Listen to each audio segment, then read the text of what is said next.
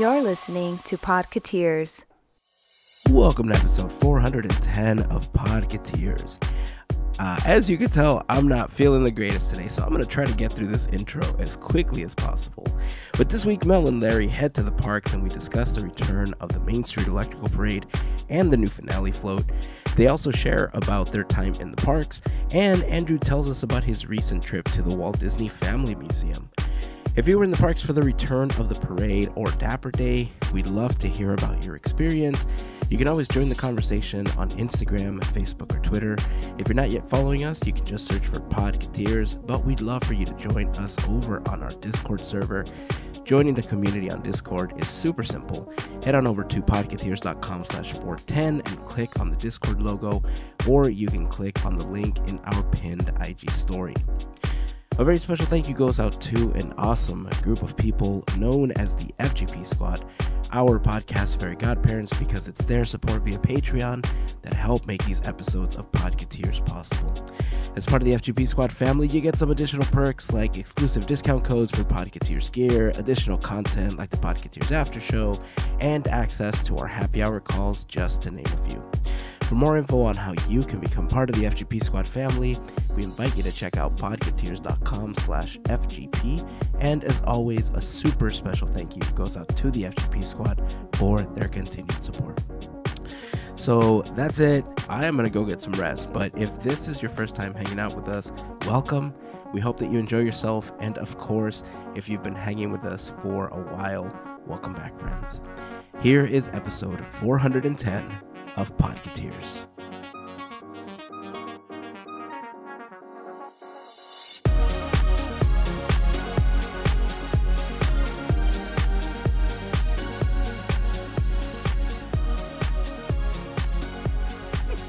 Little wonky, it's alright.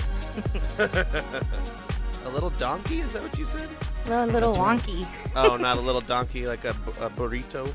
I like burritos. Me too. They're pretty good. What's your favorite type of burrito? I like beans, cheese, and sour cream. Just do them right in there, Nice. and then fry it up like a chimichanga. Get the burrito fried in there.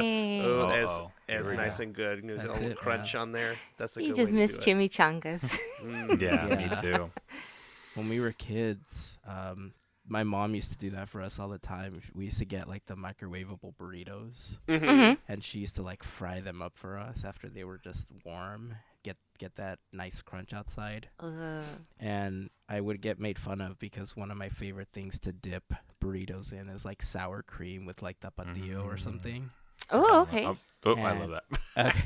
All right, at least I'm not alone here, but I mean, Dude, I love it. so good.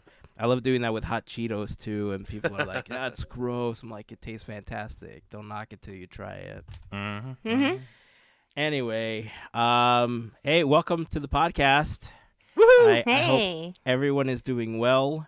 I have had a fairly difficult week. I'm feeling a bit under the weather today, so it actually works out because Andrew recently had an opportunity to travel up north to the Walt Disney Family Museum, and I've been wanting to hear how that trip went. Mel had an opportunity to go back to the parks this weekend to celebrate her birthday and Dapper Day. Happy birthday, Mel! Happy birthday! Thank you. Bam, bam, bam, bam. And before we move on, I just want to apologize to the members of the FGP Squad for having to reschedule our call this past weekend. I will be posting when that will be happening. I hope that it can happen soon. My goal is for it to happen after this episode posts, but if it doesn't, stay tuned to Discord, stay tuned to Instagram for more info on when we're going to have the call. So We'll get you back. Yeah, we'll have it Yeah. We soon. miss you. Yeah. We do. For sure. So before we start, I know we're going to be talking about the parks in a while, but Main Street Electrical Parade came back this past weekend. Sure did. And Madness. so hey, okay. So thoughts, okay? I know that originally I was like, it's MSCP, it's not paint the night, wah, wah, wah, right? Right. And then I was like, oh my god, I saw the video, I love the float, because I saw the float as its own thing, right? Yeah. Right. And I did watch the live stream that Disney did of the Main Street Electrical Parade. We posted it on Instagram, and so if any of you had the opportunity to watch it, it was cool because they broadcast the entire parade. But I could tell you, I think I finally figured out why I dislike the Main Street Electrical Parade so much. And it has nothing to do with the parade itself.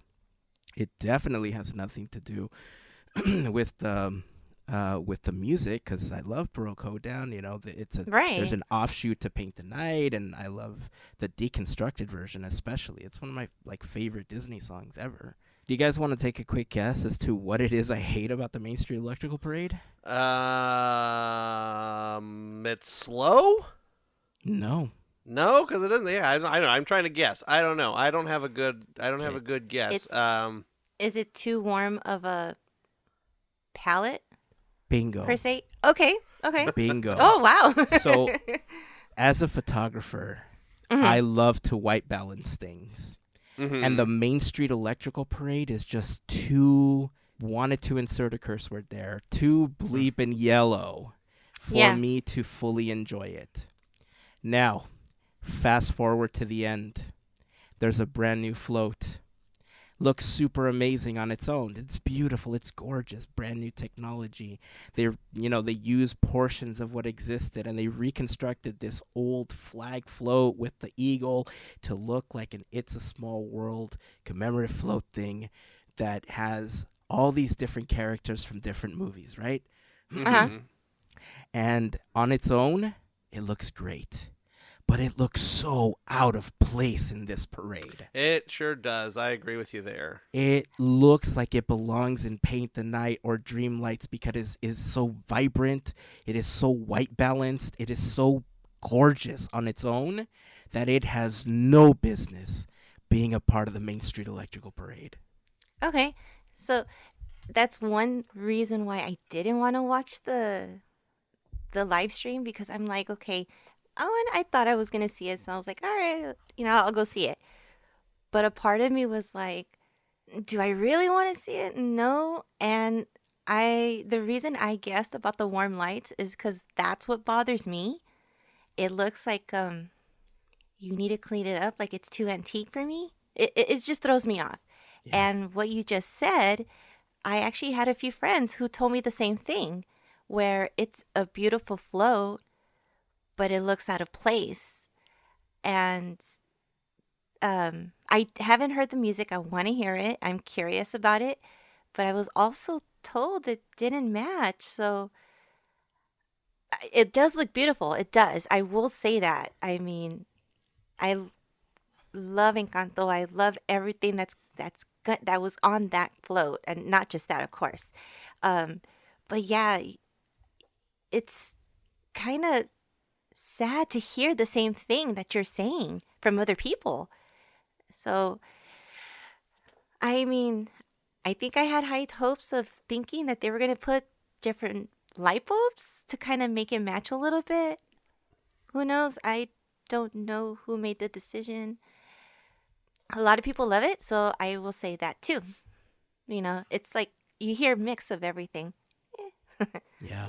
Yeah, I had said before, I had thought that they had done an LED upgrade to the whole parade, but I think I must have got bad information because it definitely does not look as if they're using LEDs on many of the classic floats. I think some of them might have been upgraded, or like the Tinkerbell float, which is newer, I think might have some LEDs on it, and I think they might have interspersed some LEDs other places through the floats. But yeah, like you're saying, it's two completely different color temperatures. We were talking about CRI and all kinds of stuff in previous episodes, and if you think about your old classic light bulb or your mini Christmas light bulbs, what those are using typically, those are around 2800 Kelvin color temperature wise, and so that's that yellow. And most LEDs operate more closely to like between 4,000 and 5,000, maybe 3,800 and 5,000 Kelvin, and that's where that crisp. I can't talk. You're good. You're good. Crispness. Did you eat some soup? Yeah. Spaghetti? Crispy. The crispness crispy. color that you're seeing, that blue, that vibrancy is a combination of the different color temperature, the newer technology, and the more vibrant lights that you get with LED just inherently. Because I'm gonna ramble, but anyway, when you take on a classic Christmas light, incandescent bulb, when you do a colored bulb, you take that light bulb and you dip it in color, and it's basically painted, and that's how you get a colored bulb. Or they make the glass colored, but it's still a filament inside that is all burning at the same color temperature. And so that is how all these lights still kind of look similar, because the way that works is I'm really going into really nitty gritty here, but the color holds back all of the other colors but the color that you're seeing. So a blue light bulb, the paint on there or the blue glass holds back all of the green and all of the red light. None of that gets out of there. Only the blue, or that range of colors, comes through. With an LED, each individual LED is set to emit a specific color. So you have red LEDs, blue, yellow, indigo, there's mixed white, all this stuff, LEDs. And so that's where you get these more pure saturated colors with LEDs on Paint the Night, LED screens, your LED TV, your computer monitor, your cell phone are all LED, and they're emitting those specific colors from that one little diode. So that's where the big discrepancy comes from, and a long way to say, yeah, they look completely different, and they do look out of place. I wish they would have gone the extra mile and upgraded everything in the float. And I think we would be having a different conversation, because I think people would be saying, this isn't the Main Street Electrical Parade, it doesn't look the same, where's all my warm lights? Other people would be saying that. So it's, I guess, the best of both worlds, but you can't really have both. It looks weird and out of place. I agree with the group.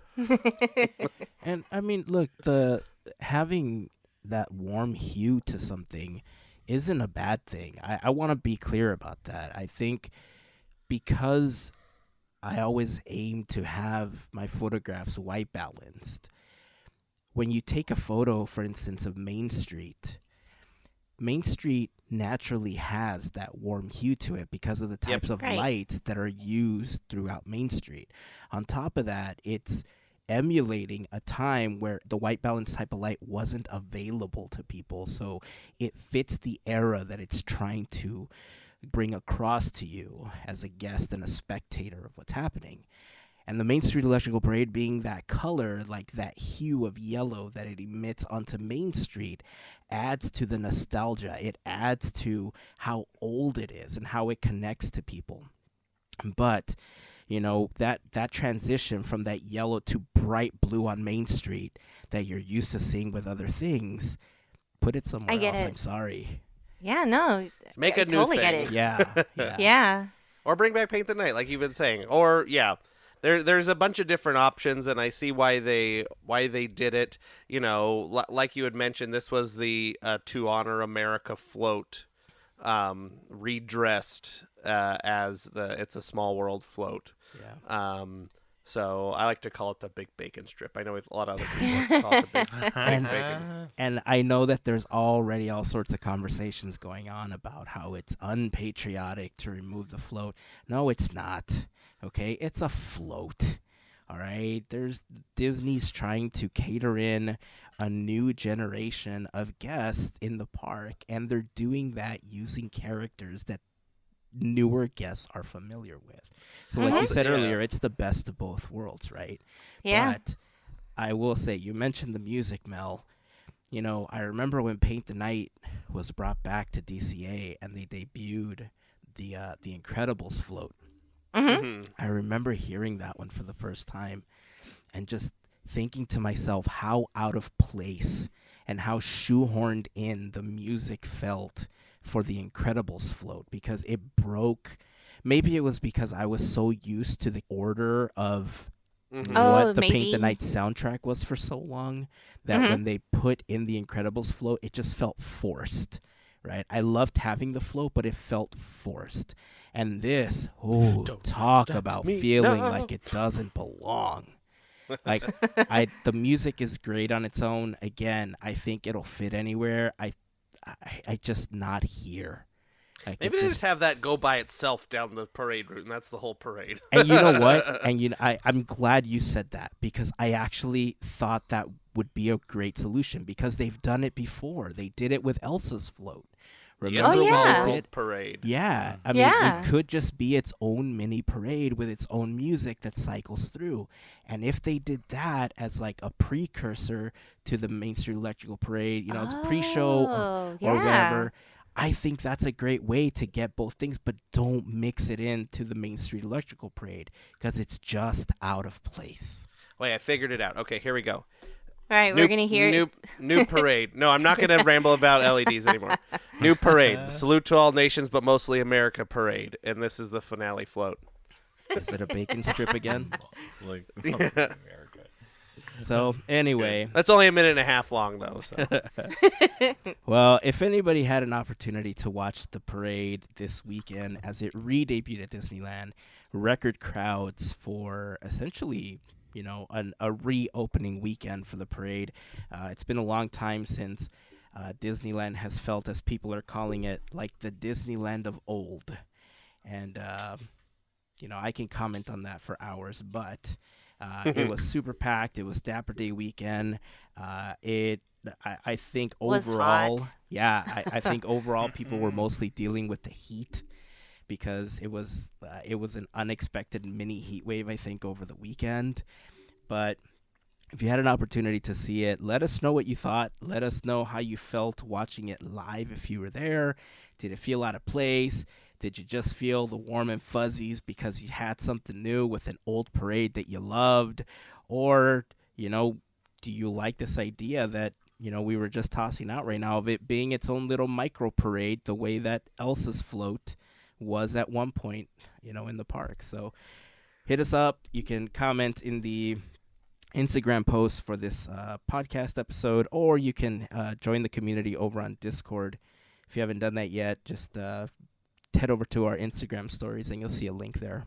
But before we move on, so did anybody notice the couple of things with the last float? One, Tina, my wife, pointed it out, and I'm sure a lot of people notice it too. Blue Fairy starts at the new float, the return of the Blue Fairy, but she looks like she has tentacles coming out from under her dress. Oh no! I don't know if Ursula is disguised as the Blue Fairy.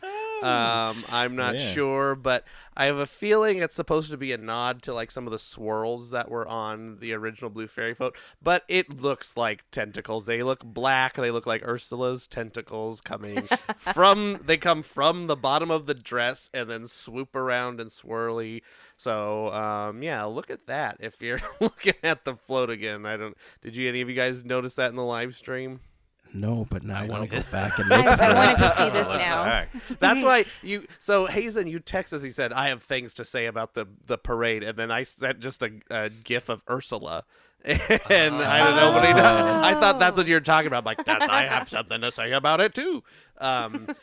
Anyway, and then the other thing that a friend of ours, friend of the show, Esteban, pointed out that when the finale float goes by on Main Street, the projections on the second story of Main Street start too. The whole thing, progresses with it, and there's like sparkling diamonds and all kinds of stuff, which is, it doesn't do that for the rest of the parade. So I thought that was kind of neat too. Oh, maybe that's what we're seeing. It's not the glow of the float itself, but maybe the projections that they're purposely putting up. Yeah, on Main Street they put up projections of like little sparkly diamonds and different things and it progresses with the float, which is really cool. So two little things to look out for. Listen, either way, it's out of place. I'm sorry to tell you guys. I love what the Imagineers did with this one. I think the float is beautiful on its own, but it's still out of place. I'm sorry.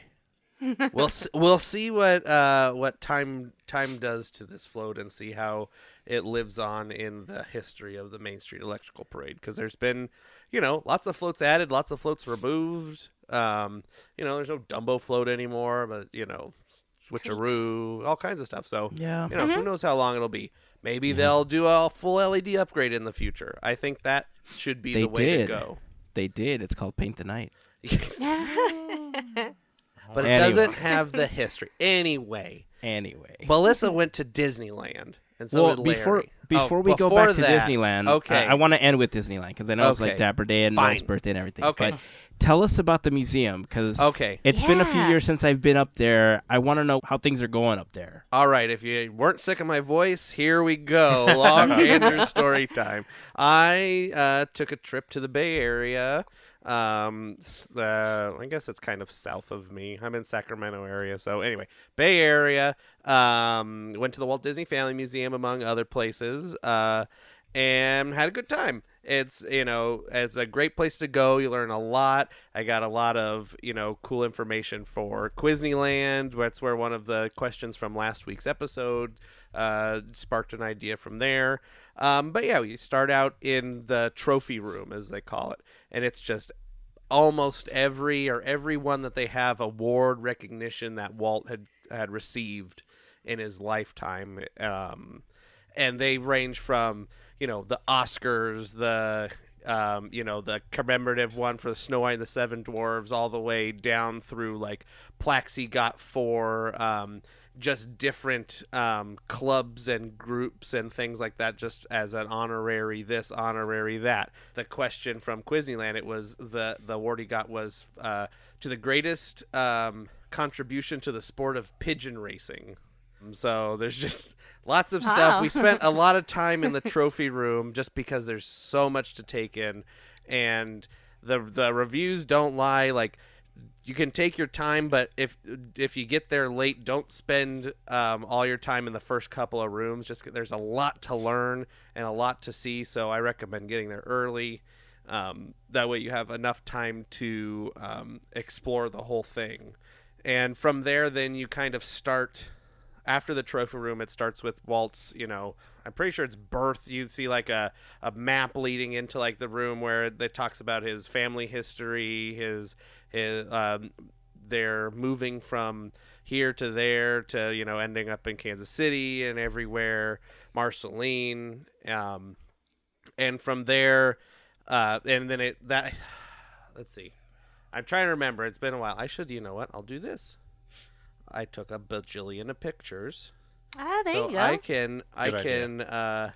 Just scroll through to remind me of walking through. where I went way too. That's 2021. Oh, This was I have about Time travel. I have photos on here from like 2014 on my phone. Oh, good use of your memory. I have an SD card, so everything is it's still on there. I just keep upgrading the SD card, move everything over with it. I've done the same thing. So My I SD have- card just keeps growing by at least 256 gigs every time. So I have lots and lots of space, but also lots and lots of photos. Here we go. So that room also has the replica or a similar ambulance as what Walt served when he was in the military. And the last room before you go to the second level is I believe it's an Alice. It talks about like his first animation kind of groups. I'm sorry, his first animation like projects. Okay.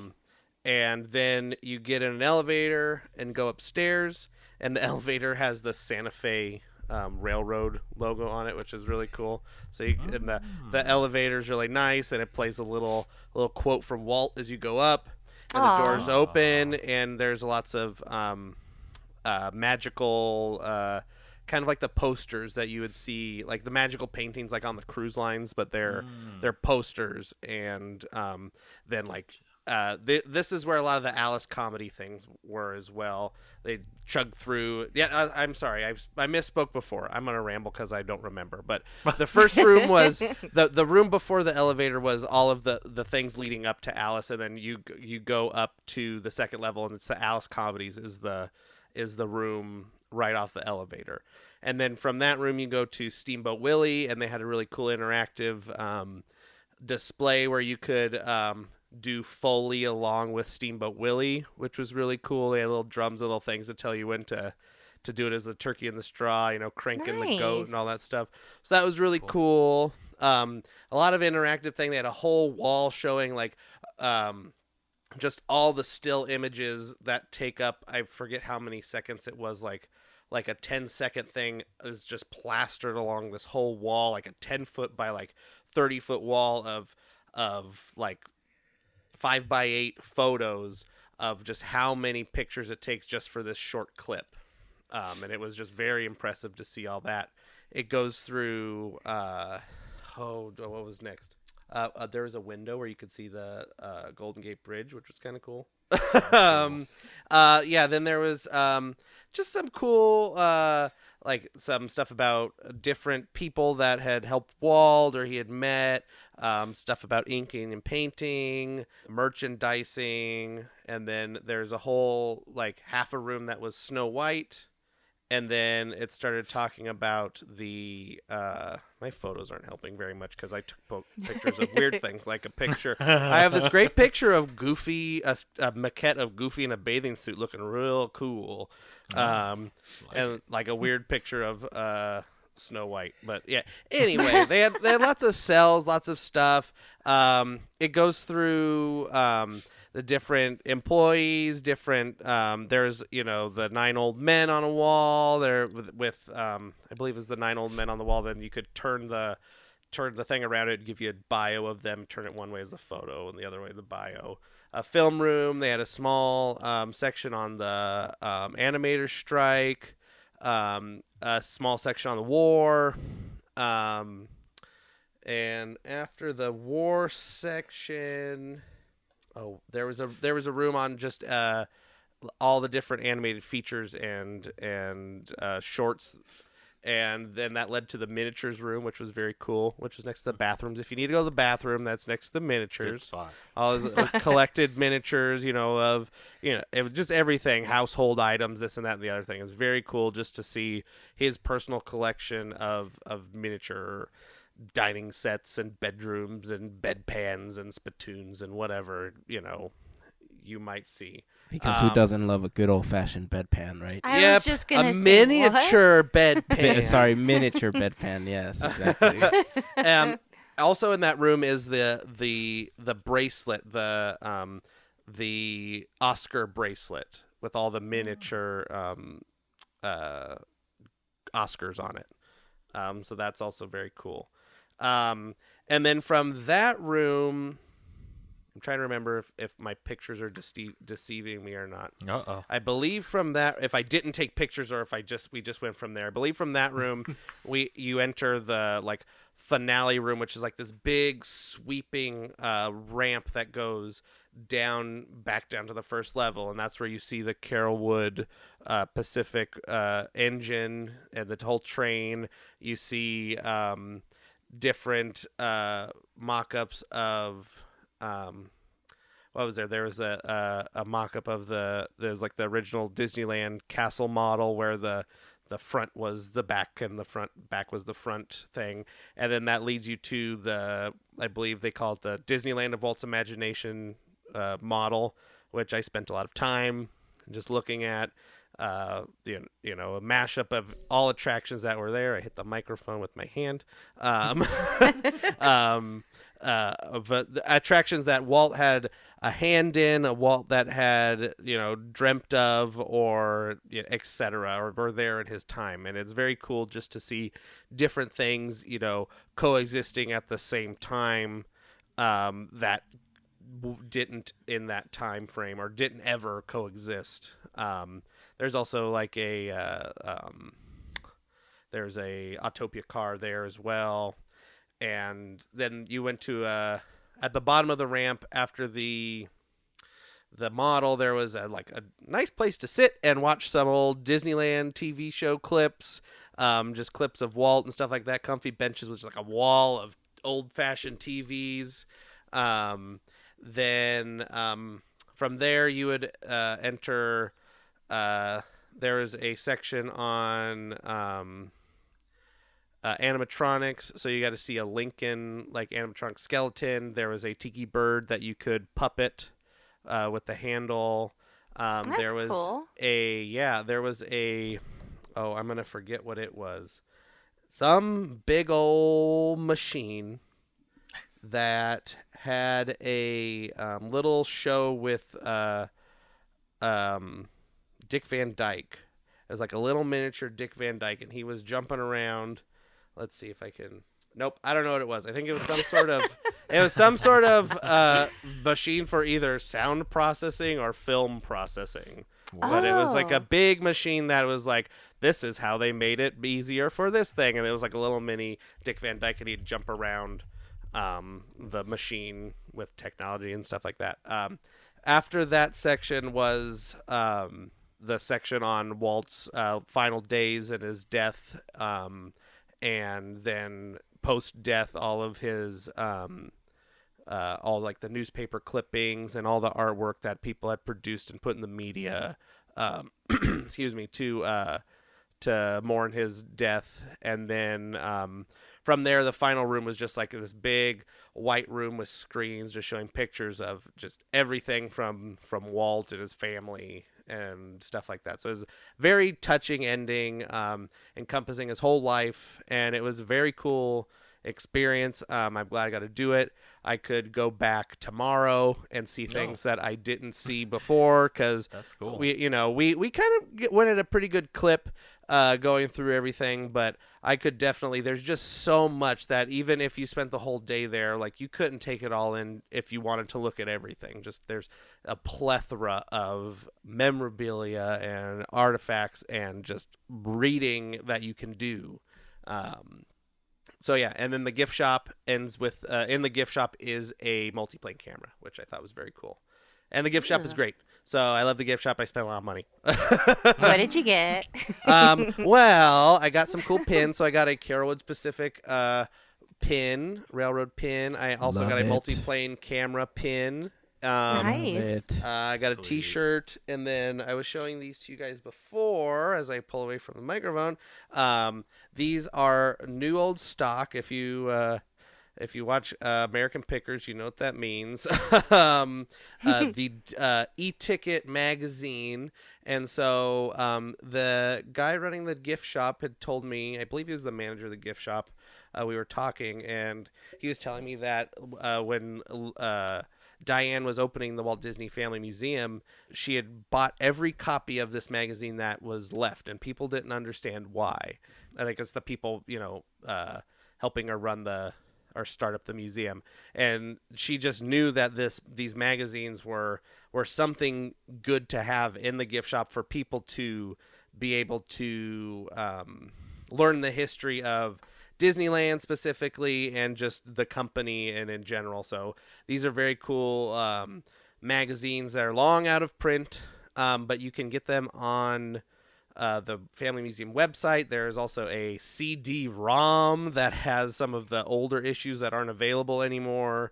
The ones I have are from, let's see, anywhere from 1997 to 2009.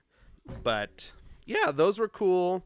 I got a magnet and some other stuff, but all in all, I had a great time at the Walt Disney Family Museum. I recommend anybody that has an affinity for Walt or for the parks or for anything in the Disney company. You'll learn a lot about what goes behind it, like how it started, and just what the man was behind the company. So it was a good time, and I'd go back tomorrow. Yeah, I remember, I think the Dick Van Dyke thing, he appears like on a little stack of film cans, right? It was like, so it's like this machine, and it's got like some film reels. I have a very blurry picture of it. It's this giant, I mean, it's probably like 10 feet long, 6 feet tall, this machine. It has like reels, and he explains what the thing is. I want to say it's the optical projector. That might be it. Yeah. It was some. Yeah, that's probably what optical printer maybe. But Yeah. anyway, whatever it was, I believe it was something. It was something like that, and they're like, "This is how we put, it's how they put layered animation with live action footage." Yeah. Yeah. So it was very cool to see. What did they have in the theater downstairs? Like it was next to actually closed when we were there, so I think they were they were okay. rotating something in or something like that, because I know there was a Walt in the War or something special that was going on for quite a while. They had some of that merchandise still, but I think that has concluded, and so I think they were in rotation, or just when we were there it wasn't open. I'm not sure, but the downstairs was closed when we were there. And yeah, the cafe was closed too. Oh, now that's a bummer. The cafe has some good stuff. But yeah, I think when we went, I think the theater was showing a Glen Keane exhibit. It was like the animation of Glen Keane. Yeah. So I feel like I want to dig through my photos now too, because just listening to you walk through the museum, I remember each of those stages, and I remember going through them with the boys and just doing the Foley for the cartoons, and looking at all the photos and everything, and it's such a blast. I went on the museum's website to the shop, and I saw those CD-ROMs that you were talking about. At first glance, $80 for something like that feels like it's expensive, but when you think about the value that you're getting for something historical, like these magazines that you picked up, I mean, you have a print version, which I think is, in essence, more valuable to people than a CD-ROM, obviously. But there's so much good information in there, and on top of that, the Walt Disney Family Museum runs as its own entity. Like it's funded and operated by the Walt Disney Family Foundation, which was founded by Diane Disney Miller. So, I mean, they don't really get funding from the Walt Disney Company itself. No. So when you buy things in the gift shop, the pins, the books, all that stuff, it goes directly to funding the museum and new exhibits and all that stuff. So I would recommend, if you're a fan of Disney, it's a really cool museum to visit. I agree with you, Andrew. I could spend all day for a week, just going through everything and trying to absorb all the cool stuff that they have in there. Yeah, I mean, like, just the first room alone, the trophy room, there's hundreds of trophies and plaques and things like that.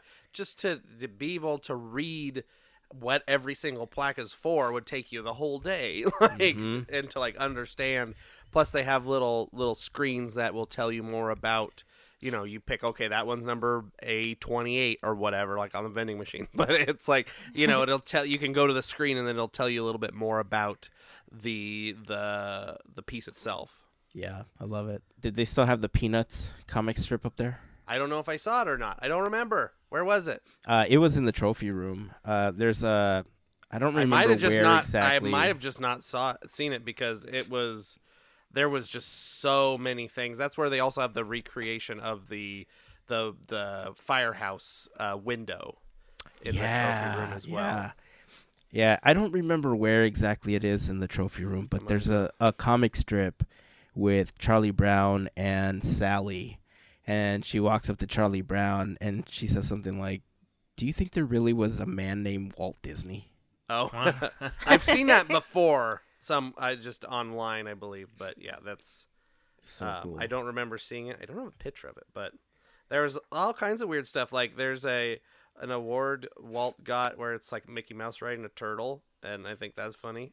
That is super hilarious. I don't remember seeing that one. That's super cool. It's an award from the artists of Brazil. That's funny. But it's like Mickey Mouse riding a turtle. So there's lots of fun stuff to see. I mean, like the first room alone, it's definitely, I mean, I think the admission was like $25. It was not that bad. And it was, we spent half the day there, I can't remember, a few hours, but I could have gone, like I said, gone back tomorrow. I could go again. There's so much stuff to see that you won't get bored. So if you ever have the chance, go ahead and see it. Parking's kind of weird. I mean, it's San Francisco, so parking's It's the weird. Bay. We're everywhere. But I mean, there is a huge parking lot right across the street, and then there's like a secret parking lot in the back. That's where we parked. But if you have an electric vehicle, there's electric vehicle charging around the back. It's kind of hard to find, but you can park there, and there's electric vehicle charging. So if you got one of those, there you go. Did you happen to make your way down to see the Yoda fountain just down the street? No, but there's I didn't know about that. We've been to what's it called? I forgot what it's called. George Lucas's hometown. Skywalker Ranch? No, his hometown. And there's a park there, and there's an Indiana Jones statue and a Yoda statue. And that was a couple years ago, but it's also in the Bay. Los Gatos. No. No. Now I got Los. Thanks, Larry. No, I don't know. Anyway, I've been there. Let's see. I'm gonna look it up. George Lucas, not George Lopez. Google. You remember? Pamishes, and I can't breathe. No. Okay. I can see George Lucas saying that. Sorry, George. Sorry about that. Okay, well, this says it was raised in Modesto, so I don't know. Maybe it's where I thought he was now. from Modesto, and that's where Let's he see. filmed part of his, that movie that a lot of people know he's known for. I don't know. I've been somewhere, and there was a statue of Yoda, and there is a statue of. Let's see. I don't know. I think Tina's asleep because she can hear me in here. She was with me when we went, and she usually remembers these things. But that was quite a while ago. If I figure it out, I'll let you know. All right. 'Cause No, that the was reason cool. the reason Go I ahead. was asking is because I don't know. It's like half a mile away or something. Like right in the Presidio is where Lucasfilm is. Oh, okay. And right outside of Lucasfilm, they have like a huge Yoda fountain that you just go take pictures with, and you can walk into the lobby. They have a lot of really cool stuff that you can see in the lobby, and if you're fortunate enough, you can go inside and view the other stuff as well. Well, but I didn't know that. I was right there. yeah, it's All not right, that next far. time. Next time you go to the museum, you take Lincoln Boulevard all the way down onto Letterman, and it's like it's like a 3-minute drive from the Walt Disney Family Museum to Lucasfilm. Okay, I figured it out. It's called San Anselmo, and it's where George Lucas lives now. And there's like a little park, and it just has like a bronze Indiana Jones and a bronze Yoda, like in this little park. And we had gone to, I think we went to Santa Cruz one time, and on our way home we went through there, and it was a nice little place to take a little break, have a little lunch, see a Indiana Jones statue. Yeah. I did a search for San Anselmo because I didn't know where he lived now, so I did a quick Google search. The first thing that pops up is a Safeway. So I don't think this place is known for George Lucas. I think it's known for the Safeway. Hey, when I looked it up, the first thing comes up with Google's logarithm. George Lopez. Maybe I'm just yeah, it came up with George Lopez. I don't know why I did that. maybe I'm just always searching for food, and Google's like, we know what you like. No. You know, Oh. it's called Imagination Park, is what the park is called. So Oh, that's cool. it was just something I had found. There's a website's like Roadside America or something like that. And when we go do trips, I like to just go see other kind of just like weird roadside attractions. So we went up to like the Redwoods area a couple years ago, and we stopped by like a Bigfoot museum and a Nice. like the tree you drive through, and like a Well, that's cool. the world's tallest totem pole, and just kind of stuff like that, just to stuff that takes 5 minutes to do, but it's on the way, and it's kind of, or right around the same area you're in. So I like to do that. It's just fun. Oh, I just saw the picture of that fountain, dude. It looks so cool. You know what? Next time we're up there, we're gonna have to detour to this, man. There you go. There's a tasty Mexican restaurant right around the corner from the park too. We just walked to, and it was cool. That is awesome, dude. Well, thank you for the additional stop, because There now, you go. now I feel like we would have such a great time doing a road trip together, because I love the kitschy stuff too, dude. Like, I Yeah. love stopping at all those places. I know that it takes time and that it can, make you later to your destination, It's but the it's so journey, fun not though. the destination. Exactly. It Especially makes if you're it doing so a road fun. trip. That's just like the thing is you going on the trip. That's right? right. That's right. That's why there was a whole song about getting your kicks on Route 66. You know what that's about? Stopping at all the kitschy places. Yeah. Exactly. I mean, it's really not about that, but that's what I'm going to claim it as. I don't remember that part. I'm going to claim it as that. Well, that's cool, man. I'm glad that you had an opportunity. This is your first, or how many trips yeah, have this you is my had? first time been to the Walt Disney Family Museum. So That's so it was, cool. Yeah, That's it was great.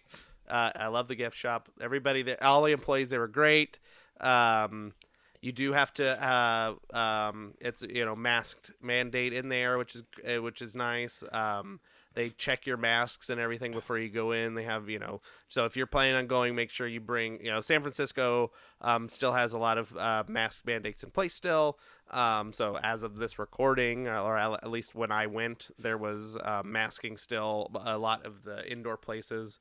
So yeah, but it was not a big deal. It's nice and air conditioned in there, no big deal, and it was fun. So I highly recommend any person that's even just curious about Walt Disney as a person, go see it. But that Disneyland model alone is worth the price of admission. Absolutely. 150% agree with you on that one. If I could spend an entire day just looking at all the details in that model, I would. I wish that it was like they had like where you could walk in the middle of it, because it's like some of it's kind of far dude. away. It's like I need like bring binoculars next time I'm there, something to be able to see some of the close-up stuff from my zoom lens on my camera. Maybe that's what they should install. If you can't walk into it, they should install those binoculars that you use on the like bay at the to look pier at or whatever. Alcatraz. Yeah, Yeah, Put the just quarter like, in. yeah, put a quarter in, exactly. That'd be super funny. Yeah, I mean, hopefully one day we're having Podketeers Day at the Walt Disney Family Museum, where we have like a whole panel and we're sitting there discussing the podcast and we're talking about Disney history. okay. And Perfect. Walt Disney Family Museum, we're open if you guys want to book us. So just let us know. Yeah, let us know. Cool. We'll be happy to be there. We'll just be, we're right up there with the the likes of everybody else that has been there. Yeah, exactly. All right, well, we're going to transition from the Disneyland model to Disneyland proper. We're going to hear a little bit about Mel's recent trip.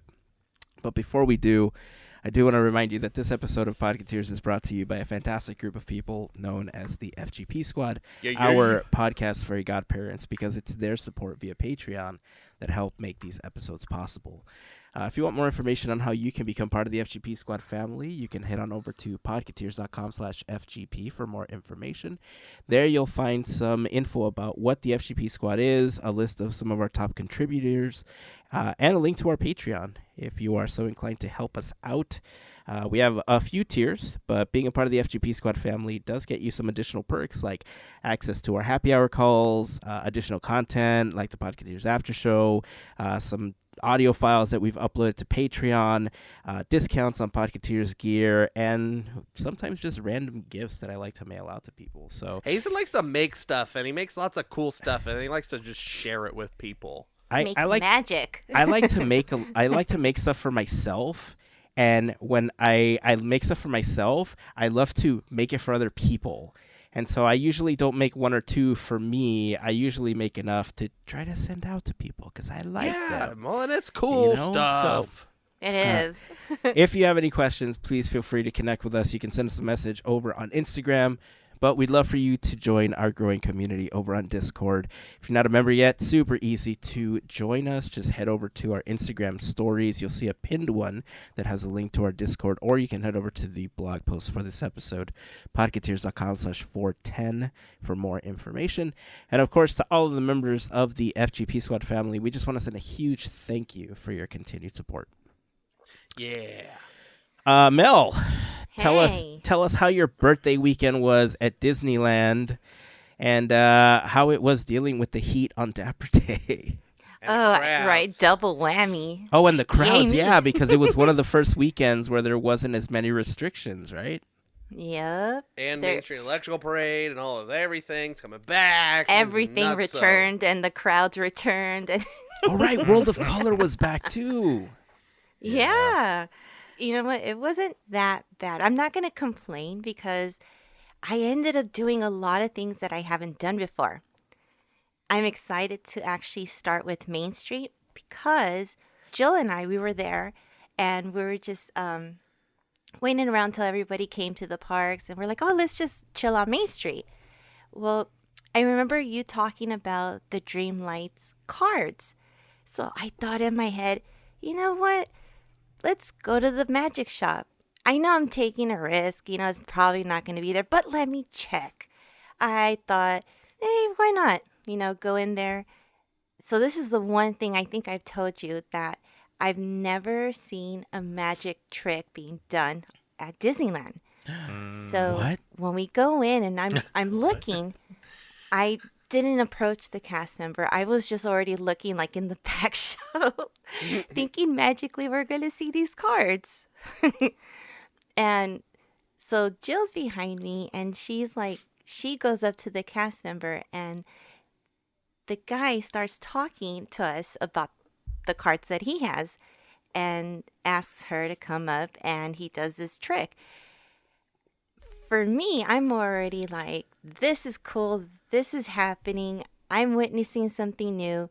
My mind's already blown. Like, it didn't take anything to get me excited. So we're watching and she has his card. He's talking about it. She gives it back. And then out of nowhere, this thing just flies in front of me. And I'm like, what just happened? I'm like, what is this?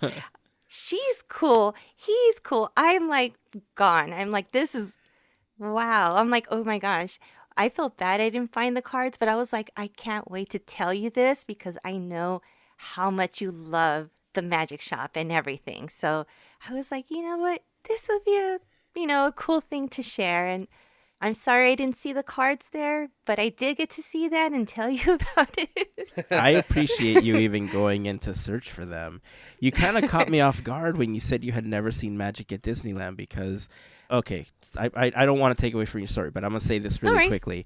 I used to annoy the cast members inside of the magic shop because at the time I was learning card magic because I wanted to become a member of the Magic Castle. So I was like constantly like practicing and everything. Mm-hmm. And I would go into the magic shop and I would show people tricks. And I thought like, well, we're better than the magic shop to do these magic tricks, right? But the stuff that I was learning were not tricks that were available for sale in the magic shop. And so the cast members were like, dude, you got to get out of here. Like, what are you doing? And so I was in my early 20s and I thought I was like so cool because I'm doing magic psych, like David Blaine street magic, just kamikaze magic wherever I went. And I look back on it now and I realize how annoying it was. And to all the cast members I annoyed at that point, I apologize for being such a jerk. But before I stopped doing magic, I mean, there's a bunch of reasons why I stopped, and I won't get into that right now. But before I stopped, I did start buying tricks from the magic shop, and I started giving them away to the kids of my friends and my nieces, nephews, and all that stuff, because I felt that if I was going to show off or I was going to do something in the magic shop, I should at least sell something. I didn't work there. I don't know if they worked on commission or anything, but I purposely started trying to do things that had a semi-equivalent in the magic shop where I could be like, oh, talk to this gentleman right here. He can tell you what to buy if you want to do something similar.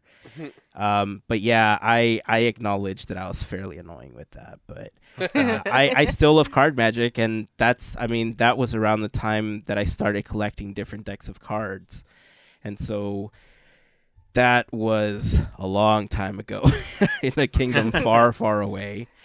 But yeah, I appreciate you looking. I've seen only a couple of decks at Disneyland before. There is a Haunted Mansion deck that I've seen that I've never picked up before, and I think there's a Main Street one, just like a generic Disneyland one, that I remember seeing probably during the Diamond Anniversary. But yeah, I don't own a lot of Disney decks. I own a lot of like Mickey Mouse decks and different designs, but not anything directly from the parks, I think. Ah. Right, Christmas present idea. Right. Write it down. Build Heyzen's collection. There you go. Enabling is what that is called. It is. Oh yeah, the best way. Yeah. Tell me about this churro with the bacon that you had. Ooh. Oh. Ooh. Okay. Let me have a moment because that was really good. So this churro, we found this in DCA. So this is by Grizzly. And not only do you have the sugar and everything, you have like a maple icing drizzled all over it. So you have like practically 2 mini churros filled with that. And the crispiest bacon bits that are not bacon bits that you usually would get at the market. Like these were like crispy, but yet very meaty. So it was like really good bacon, like every bite. And then you had some left over. So it was kind of like candy bacon. And it was like 2 desserts in one. So good. And I'm like, I have to send this to you because bacon. And for all the love of bacon. Oh, I'm like, here, I'm sending you. Have some good vibes. There you go. No, I loved it. It made my day that you were able to have that. I think like right around the same time, Jill texted me a picture of the side candied bacon that you were able to buy as well. And then she sends me a picture with this big old bowl of candied bacon. I'm all like, how dare you? We're just thinking of you, buddy. No, I appreciate it, but I'm like, how dare you just tease me with a picture? Bacon. Oh, man. You know what? The funniest thing is now that I think about it, I think I spent most of my time in DCA. Oh, Which is interesting. a trip. Yeah. It's like one of those days where, where you just walk in and you have that which side you're going to go, left or right. Adventureland, I'm going there first. I got to have some jungle. Got to go there. And at the time, it was like no wait for Jungle Cruise and for Tiki Rooms, like perfect. It's already 84 degrees at like 10 o'clock in the morning. Ugh. No one asked for summer. No one. It was bad. So go in there, have a few times, good times and stuff. We came back around, and then I actually got to meet Chrissy, longtime listener, Adventures in DIY Shop. Oh, She right actually caught on. me on Main Street. Yeah. Well, She shout like out to Chrissy. she's like, Melissa, I'm like, oh, hi, this and that. I'm like, how are you? And it's we've been like in contact for years, so it felt so good to see each other and say hi. So that was awesome. That's so Totally cool. awesome. We meet up with Larry and Rebecca, and then we go over to DCA, and wow, there was a lot going on. Also, Food and Wine Festival was happening. So you had that crowd over there. And I didn't get anything. I didn't, but everything looked good. Everything did. I just wasn't hungry. I think I was so overwhelmed with everything and just being there and just talking to everyone. So we, when we got to DCA, me and Rebecca had to make a stop at one of the booths because we were going to eat in the Paradise Garden area. That was kind of the goal. But we stopped at a booth on the way that was the Garlic Kissed. I believe that's the booth it was for a adult beverage, which I'll give Rosemary Bitter Orange Mule. So I'll let you know on that one. Very bitter, and I would say it's more like a grapefruit than anything. And that was originally my wife Rebecca's drink, but then she ended up partaking in the drink I went over at Paradise Garden Grill. They have another drink over there called the Strawberry Bourbon Lemonade. That one is very good. I would say it's sweeter on the sweeter side, and it's surprising because it's a bourbon-based type of drink, but there's real strawberry muddled in it, and it was real just sweet. Good. Especially that was 84 degrees. You want like a strawberry lemonade. Yeah, it hit the spot. It was really good. partaked in that, and I think Melissa and FGP member Jill ate at different restaurants there. I'm not too sure if they picked up anything from the Paradise Grill. I know you picked up some pizza, which I was just cool. got pizza. Yeah. But That she made a was good it. point, which I said you should share that, is that what was it, Melissa, about that meal in particular? Do you remember what she said? You said, this might be the cheapest meal I've Oh ever yeah, this was the cheapest one. It was less than $10. I was Or like, a pizza? ate. Slice of Dang. pizza. Oh, a slice Yeah. of pizza. I thought it was the full pizza that you were talking about. I didn't know. It was Oh, like a no. slice. Was that like $10 I didn't say it was for the a most pizza?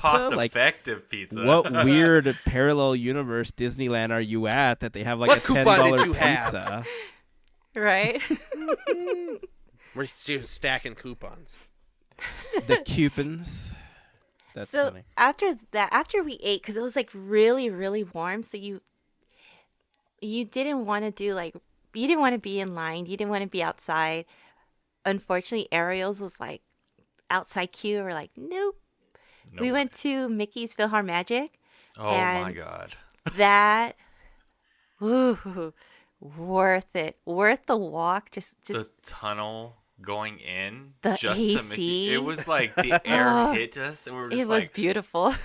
I can't even explain. Anybody needs to like this. I think might be my new DCA. I used to jump into the animation building to cool down, but walking through just the tunnel, the entry to get to Mickey's Philharmonic was like, I felt like I was, I don't even, like one of those icebreaker commercials and the air was just hitting me and it was like, Yeah. oh my god. I don't know if because we were so hot at that point or what, but dude, it was awesome. So That's cool. refreshing. Yeah. So refreshing. The new clip for Oh wow. for Coco? Coco. Oh, dude, it's so So adorable. good. So adorable, so good. I left thinking this attraction cannot die. There's no way, because the way that they added Coco mixes very well that they could add anything else if they wanted to. Oh, So, I'm sure Encanto's coming thumbs to up. PhilharMagic Oh, yeah. at some point. Probably. How I about can see some Muppets? Anyway. Bring him back in the. Bring him I'm back in. sure at some point they'll bring Anyway, them I'm back, but grumpy I think about it. Oh, yeah. Encanto would be next. And just the way that they do the projections, I can see Casita flourishing throughout that entire theater with all the characters. Because, you know, I'm talking about it like I've seen it, but of course, it's one of the only things at DCA that I still have yet to do. So one of these Yeah. days, I'll finally get a chance to Jeez. see it. One day. One day. What did we do after this? After this, we ended up going to Avengers Campus, and this was the first time I've spent more than 30 minutes there.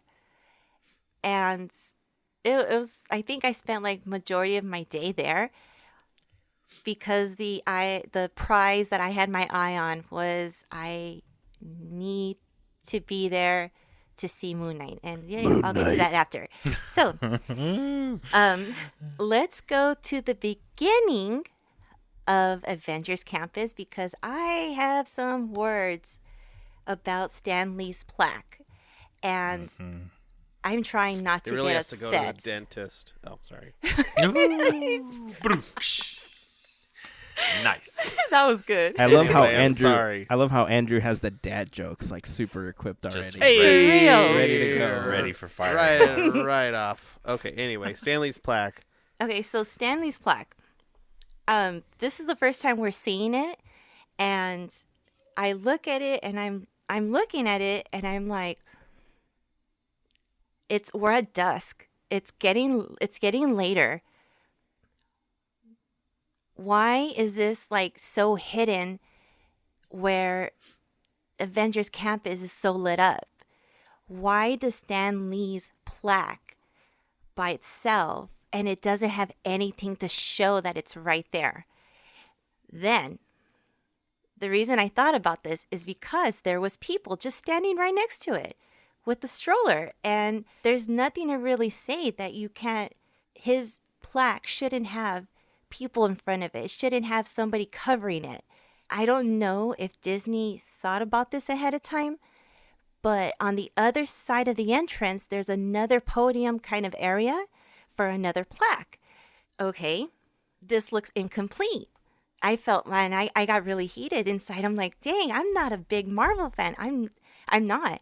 But I really thought it doesn't have the representation that shows, how he's made these characters, these superheroes. We're talking about all this on his plaque, but there's nothing that showcases that. Like, there's no And lights or anything? Is that No. like no lights or anything? nothing. That's weird. And I was thinking, and I was talking to them, and you know what, Disney's gonna take ideas, whatever's. This is how I feel.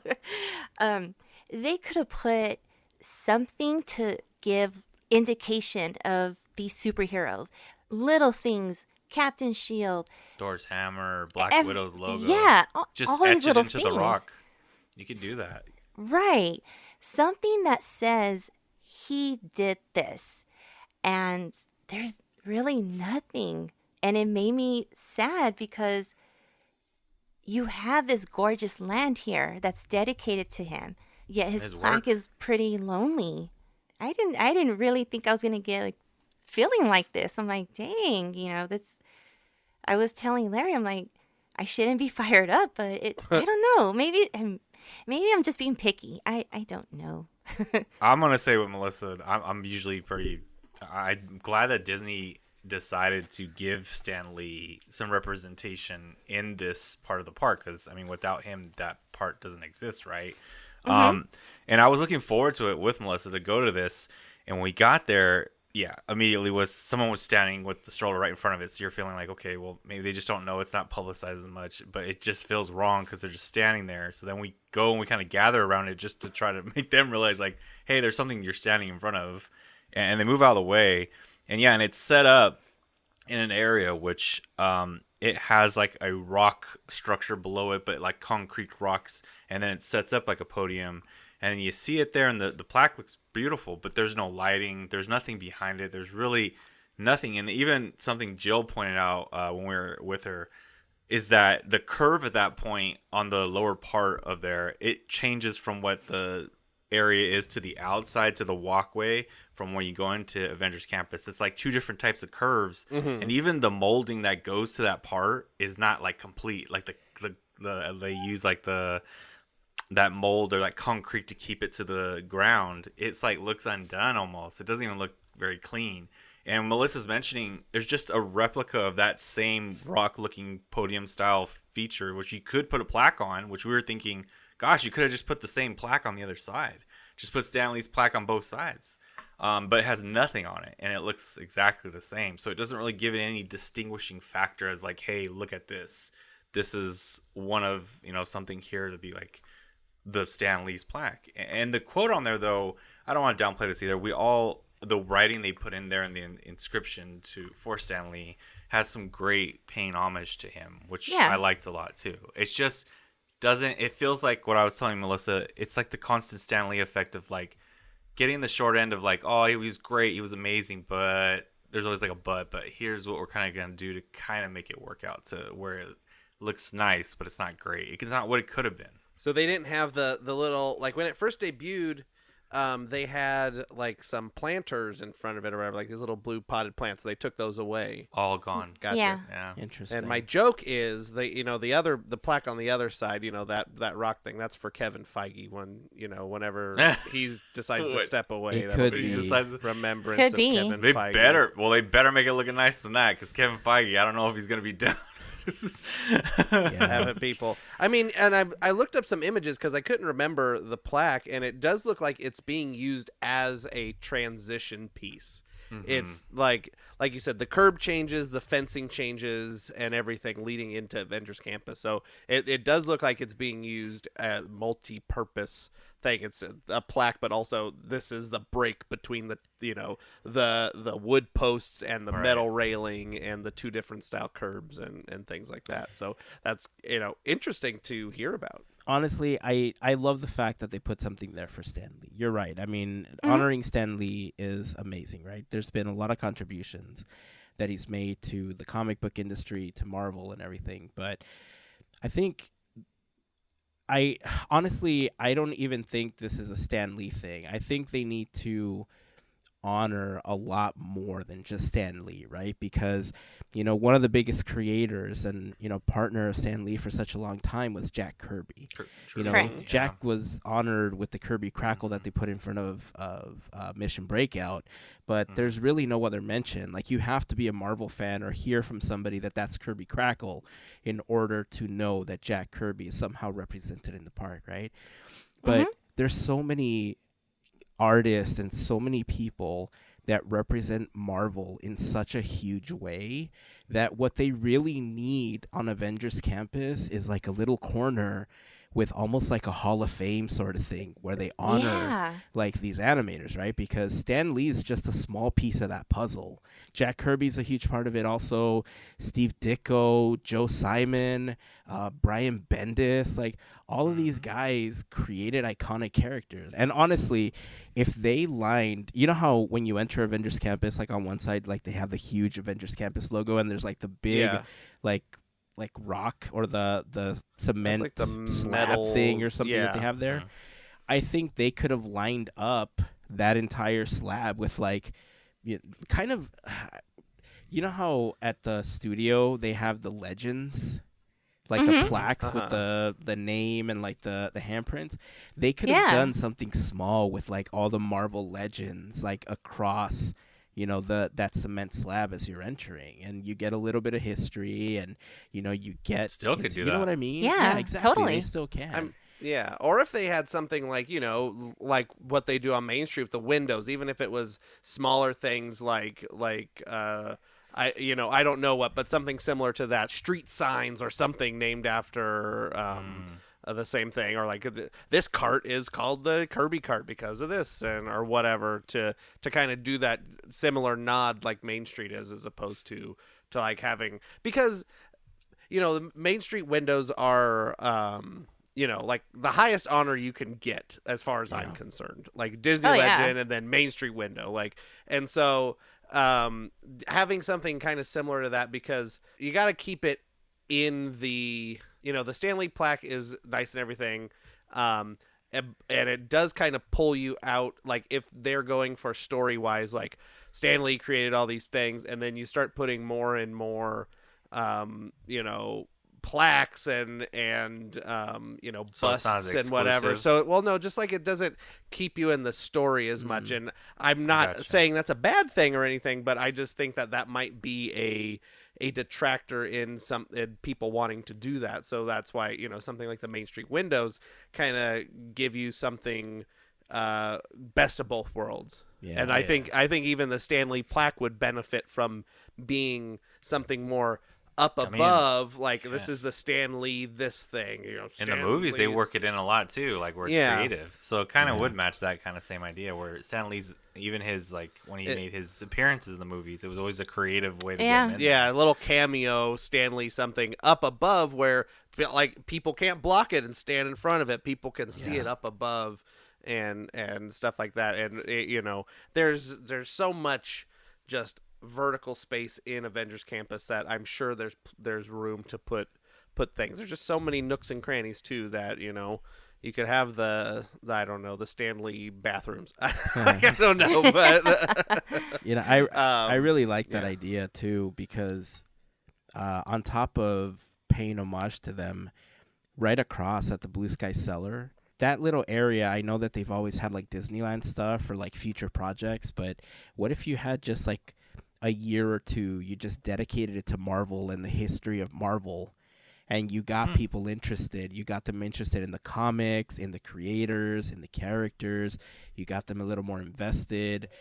You could play some of the clips that they have for like some of the little documentaries that they have on Disney Plus, to get people interested. And I think it would be a great idea to pay homage the way that you're saying, Andrew, by taking a little bit of that Disneyland, flair and adding it to California Adventure in Avengers Campus for those creators. And like you were saying, anything to get something in that space. Cellar. The Blue Sky Cellar is just so sparingly used nowadays. Like, it's like, okay, we did all the remodels. I guess it's this is where you get your wristbands for a Halloween party. Yeah. Like so underutilized. ooh, I finally got to step into Pim's test kitchen. Nice. Yay! And finally got to see the giant pretzel. Dude, mind blowing experience number 2. Oh my gosh, you know how you get your pretzels everywhere and stuff, but this was just soft. Yeah. So soft, good. The sauce that it came with it. First off, I should say we were joined by the other friends. We met up with other friends. We saw so many people that day. And they joined us and they actually got this and included us into having a little bit of it, trying it. So that was really kind of them because I don't think I would ever try it or see one in person. So Are these friends that I know? Are you being secretive? Or are these people? no, I know? no. I don't know them. You don't. Oh, okay. Because I know you knew plenty of people there that I know. I'm just curious who's being nice and who wasn't. I can call them out or not. No drama. Did you get a Choco Smash when you were there? No. Chocolate. No, It but was we were too told. hot, and that Yeah, was we probably were- my fault. I told them Oh. Jill. Yeah, she was like thinking about it, and I was like, because she didn't know if we could eat it all at one point, and that Right. that was the thing. It was like we hadn't had the other friends join us yet, and I was like, dude, that thing's gonna melt on you. It's great and delicious, but it will melt, like, because it's just like a ganache. So that's probably my doing of cutting out the chocolate part. How Yeah. dare you, chock Let block. me down, Larry. I'm sorry. I It's could have okay. put a birthday cake candle on that too. I didn't Yeah, think about that. yeah. Dang it. You could have said happy birthday, and I don't know. We The didn't heat was think of getting it. me. It's all good. Yeah, no, the heat Ye- was no joke. So standing inside of Pim's, Just and sitting it was in there. You can being find one empty. place to sit now. It was Yes. empty. I realized that. Like, here's a little insider tip, everybody. And you go into Pim's kitchen and you're walking in, and to the left, there's like this large window ledge that where they have the mobile order pickup area, and it's an open space for mobile order pickup waiting. People just waiting. But if you get creative, you could just sit in there You could. on this window ledge, and it's like, oh, first it's like steel, so now you feel your posterior very cool. And then secondly, it's just you're getting the best AC controlled air because it's like a food place offering, and no one's like really staying there because they don't want to stand. So you're getting like your own little spot inside of Pim's kitchen. We just watched the pretzels over and over again become You get giant big and sized small, pretzels. and yeah. I mean, it was cool just to kind of see inside and, kind of get a little bit of the action and just soak it up a little bit. It's just, I was like, finally, there wasn't enough, there wasn't a big crowd this time to step inside. Yeah. So, cool. Can't complain. Awesome. Did you see so- the big screen that they have out front where people are texting? They're like sending him text messages. it's like a giant phone, Yeah, right? it's a giant phone. It's basically No. like they show the food and all that stuff, but if you stand there long enough, he's getting text from like Tony Stark and from different people on this Oh, I giant missed that. phone Dang thing. it. Yeah, it's No. pretty cool. Oh, well, next time. There we go. More stuff to look forward to. Yeah, totally. So finally, I got to see the ancient sanctum, and finally, because I guess I didn't know that everything comes to life after dark, and I've only been there like at 1 because of when you hop over, so I never really got to see this, and I finally get to see the really cool photo op that they have to the side, which tripped me out because when you see it in person, you're like, wait, in photos, it looks like this. But when you look through your phone, you're like, I get it. And it's pretty Optical cool. illusion. Yeah. Speaking of magic. You're talking about the black and white like ground Checkerboard? Yeah. checkerboard, the morphed ground thing. Yeah, that's cool. I'm glad you had a Totally. chance to do that. We missed it. The crowd was way too long to wait for Yeah. it, so we moved on. That's another reason why I've never seen it, because it's always been busy. So, yeah, that was cool. Thanks, Main Street Electrical Parade, for keeping everyone at Disney at that Right. point. Right? They've been sitting on the curb for 6 hours already. Oh, there was some people who were there for hours. I'm like, no, no, nope. We got to learn the ways of the mystic arts. Got to see Doctor Strange and some magic, and then we get to see Thor who comes out. I'm like, this is cool. Nice. This is like another character. Like, seriously, like, I went in with like no plans. I'm like, let's just free roam. And then at the end of the day, I'm like, I got to see so many characters in one specific land. Captain America, Loki, Gamora, Doctor Strange, Thor. Howard the Duck. Yes. No. If you pay attention on Mission Breakout, yes. Oh, Spider-Man too. Yeah, Right on. Spider-Man. Of Yes. course. Of course. But, I mean, hey, it's something, you know? But who were you there for, Melissa? Who did I wait like nearly 2 hours for? Tell me about the moment you had with the trickster. That was cool. So basically, I had witnessed a moment, and this is someone handed Loki Thor's hammer, and his face was like, Oh, that's right. woo. And then you just hear everyone clapping because it's just like, oh, this happened. It happened. He's worthy. That was cool. That was so cool. It's so cool to see. When you sent me the picture, I was like, no, he's holding it. And it was crazy because I had these like mixed feelings about it, right? Because Right. as Loki, he shouldn't be able to hold Mjolnir. And so, Mhm. like, if you break out of the character, like thinking like that cast member should have immediately dropped to the floor thinking like, why can't I lift this? You know, like what is going on here? But at the same time, if somebody brought that in, like the last thing you want to do is damage somebody's toy or Tis something. but a replica of Thor's hammer. Yeah, he could have something like exactly that. right. He could have said Yeah. that, like he said, like he could have played into it or something. Yeah. But yeah, I had mixed feelings because it was kind of cool seeing him hold Mjolnir, but at the same time, like the Marvel fan in me, so like this isn't canon. This isn't canon. Alert! Alert! Alert! Right? So we were asking around, just asking, is there a set time? Do we stick around somewhere? Because we really, really, really want to see Moon Knight if Moon Knight. possible. And we couldn't get an answer. It's basically whenever he decides to come out. So we sit down after we come out of the show and we're just sitting. And I had my eye out. There was someone bound as Moon Knight for Dapper Day. I was like, okay, she's still here. Then I have a reason to be here because I'm like, hey, we're both here for the same reason. And so I'm just being patient, just taking it in, looking at the crowd. And it's about, I want to say it's close to 8 o'clock. And here goes Captain America. He's going back in. My head's like, all right, okay. He's going in. He's usually out in daylight. He's not outside at night. So, calculations, be patient, just stay. Finally, about, I want to say 8:15, 8:30, rolls around. The Quinjet just starts sparkling up and it just makes this noise and this thunder. And then suddenly you see this head just pop out and you see his glowing eyes and it's like, oh my God, he's right there. It's so cool.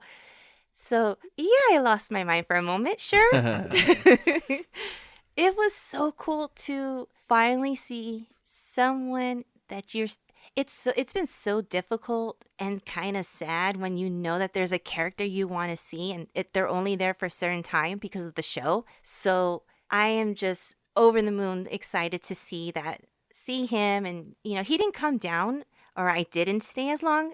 I was just happy with just seeing him come out of the Quinjet, walking around, see that cape.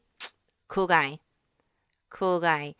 But the way that he looks over it, he's got a different energy. You know how everyone walks and, they do their thing and they are them? Well, for him, he comes out and it's like he's like really, really slow moving when he's like moving his head. So it's kind of like, it's mysterious. That's pretty much it. It's just so mysterious, but strong at the same time. When he whipped his Hair back cape. and forth. Oh, sorry. I'm on it today, folks. That's who you are. Burn. Just seeing that, it was really, really cool. So I have one more story. and I think Larry's gonna freak out when when you hear this. So it's the end of the night, and Jill and I go to our locker, and no one knew of our locker. No one knew our code. No one knew nothing. I know what it is. Yeah, you do. Well, you weren't there. I was not there. Nope. So Larry's my witness. I only had a Powerade. That's it. Mm-hmm. Some magical thing. I don't know who, what, where. Fairy godmother. I don't know. Ended up with 2 of these. Pim cups? Oh. 2 of these in my locker. Like And the Pim little like beaker thing. I have no clue what this is. I was like, I think they're from this. some of the drinks. They're yeah, the drinks, that's yeah. cool. So I washed them and I was like, here you go. Here, Jill. Take one. I mean, That was it. look, honestly, that's super cool, but also super scary at the same time. Oh, it is. It was. And I washed it immediately in the bathrooms with a lot of soap. Made sure to scrub it. Oh, I don't even everything. care about that. I mean, that, How yes, would that they is get a the locker? concern. My concern is that somebody got into the locker. Like, what if I left my camera gear in there and somebody could just get into my locker? Well, You see, know it probably we was tried. Jill. She's a sneaky pants. That's no. true. She's a The- sneaky pants. The funniest thing is that I put my jacket or my sweater in there. Uh-huh. So I was like, wait a minute. I don't even I didn't even look in there. We just opened it, threw our stuff in there, and that was it. So I don't know. I don't know if they failed to clean them out. I got a free souvenir. Hey. There you go. They say you don't get free things at Disneyland. Not true. There Well, you if it go. if it was in front of your jacket and your Powerade, then maybe they just forgot to get it and nobody cleaned it out or something. That seems plausible to me. But if Yeah. your jacket and the Gatorade was in the back and these were in the front, that's freaky. And that would have been different. Yeah. Oh, yeah. Yeah. No, it was the other way. Okay. All right. That's Yeah. it. All right. Well, Oh, then okay. that other Well, part I'm sounds still gonna. plausible. Jill, you're still a sneaky pants. I'm gonna say it on here. I doubled down. She's probably laughing right now because our faces were like, how? We're like, wait, we didn't give anything yet. We don't know. Fairy godmother, I don't know. Well, I don't Jill know does nothing. have fairy godmother tendency sometimes to just drop gifts off. So I agree with Andrew. Like She's- now that he's pointing it out, I'm kind of agreeing with him on this one. Sneaky, sneaky. So that's it, pretty much. Right on. Did you have a good time? Yeah, yeah. All right. And then it was I- all worth it. It was. And I didn't even go to Batu. I didn't go to New Orleans Square. I didn't touch any of that. So it just felt like one of those days where it just let it go. Did you ride a ride? Just I two. don't- Too. Okay. Yeah. Tiki Hey, Room that's- and Jungle Cruise. That's it. There we go. Okay, from the beginning. That's You know good. what? Yeah. Sometimes those days are the best days. Yeah. Oh, I yeah. agree. No stress. Yeah. Yeah. Just take it easy. Just hanging out, soaking it in. Yeah. Yeah. Take I almost diabetes said- to home. I almost said eating it in, and then I almost said Oh. drinking it in, but that's Wow. another one. And then of it those. came That's out that another way. thing. Yeah. Yeah. Take a lot of, I took a lot of desserts home. It's like, ooh. Mm. Except the damn side Choco note- Smash because Larry Oh, decided okay. to chalk block you. I chalk blocked you hardcore. Yeah, well, I just it was the moment. Side note, as we're talking about characters, now that they're letting people take pictures closer with characters, there was a really amazing moment that when I was there with Melissa, I saw that made me warm all over again for Avengers Campus and just overall Disney. So we're walking through to the out part of Avengers Campus. And at that point, we're leaving. Captain America's coming in, and there's just groups of people trying to take pictures, because now they're allowing them to be closer to Captain America. But through the crowd, Captain America walks, and there's this little kid, maybe had to be, I don't know, 5 or 6, if that, 4 or 5. He looks up, and his eyes light up at Captain America, like, oh my God. And then Captain America stops, and he reaches his hand out. And then he held his hand and they walked away to where he was going to do his pictures, which was one of the most, That is cool. I think everybody just went at that moment, oh. It was just like this, like that moment you see in the commercials, like legitly. And I was just like, dang, that is some, powerful stuff. Because the kid's eyes, literally, I hadn't seen that in a long time where I saw some people taking pictures with the characters, but that kid was just like, no way, like he had lost it. It was so Aw. cool. See, that is Disney magic. That's it. That's why I was like, I'm all heated about Stan Lee, but then all of a sudden, boop, Yeah. I'm immediately like, ding, it's over. And look, there's a lot of things that we can talk about that we could say negatively about how things are going in the company or anything. But honestly, there are still cast members that believe in the Disney Exactly. magic and that believe in giving people these experiences. To people around you, that may not have seemed like the biggest thing, but to that 5 or 6 year old, that meant the world to them in that instant. Yeah. You know, and that's what going to the parks is about. It's not about arguing. It's not about debating what's this or what's that. It's about creating these moments for families and for kids and for adults even, you know, like because there's plenty of times that I've been to the park that I feel like a kid. You know, I'm a kid at heart when I'm there. And when you don't have to think about all the other stuff that's going on, that's what makes it special. You know, so that's awesome. I'm glad you had an opportunity to see that because that's a special moment right there. It was cool. I wish I would have filmed it, but you know, I was like, just soak it in. I'm sure it's on Soak it in. TikTok Yeah. somewhere. Yeah, it's got to be. Maybe even Jill, because I know she froze too on it. You won't believe what Captain America did to this. Boop, boop, Oh, TikTok. Da-da-da-da-da-da-da. yeah. 10 things in Avengers Campus that just make sense. Captain America walking with a child. Well, I'm glad that you had a great time, Mel. Happy birthday again. Sorry it was so hot. If I could control the sun, I would have made it slightly cooler so that you could do more stuff. But it sounds like you still had fun. Like Andrew says, yeah, sometimes the totally. days where you just kind of hang out and do a couple things are some of the best days that you can have in the park, especially as a local. So, yeah, again, if you were there Dapper Day weekend and had an opportunity to just soak everything in, especially if it was your first time back, experiencing what people were calling the Disneyland of old, we'd love to hear your thoughts. We'd love for you to join the conversation. Join us over on Instagram. Hit up the post for this episode and let us know how things went. Or, you know, as we mentioned earlier, join the community over on Discord. We'd love for you to share some of your stories. And speaking of Moon Knight, we got a couple episodes that we want to catch up on. We waited, Mel, when you weren't able to join us to record, and so we thought we would wait for the next episode. I was, you know, enjoying your stories from the museum and from Disneyland that I think we're going to have to save the episodes now for next week. But by next week, there's yeah. so much to talk about. Yeah. Everything is pointing to this ending a couple of days before Multiverse of Madness releases, and I feel like we are going to be bombarded with mutants before we know it.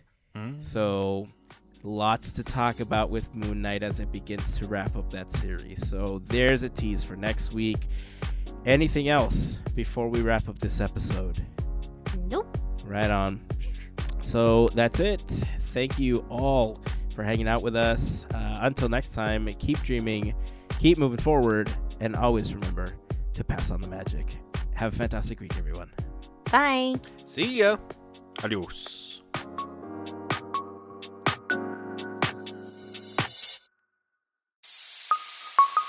Part of the Podketeers Network.